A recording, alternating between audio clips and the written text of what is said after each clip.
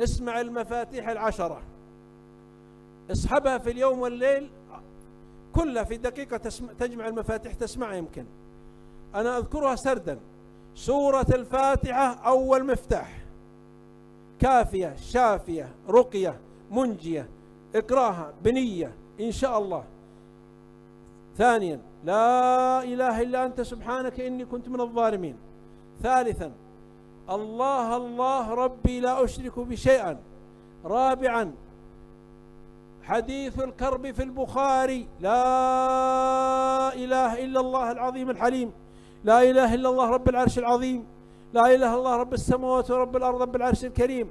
خامسا الاستغفار الدائم، من أكثر من الاستغفار جعل الله له من كل هم فرجا ومن كل ضيق مخرجا ورزقه من حيث لا يحتسب. سادسا الصلاة على النبي صلى الله عليه وسلم وكثرة الصلاة عليه صلى الله عليه وسلم. قال صلى الله عليه وسلم لأبي: إذا تكفى همك ويغفر ذنبك، تكفى همك ويغفر ذنبك إذا أكثرت من الصلاة عليه صلى الله عليه وسلم.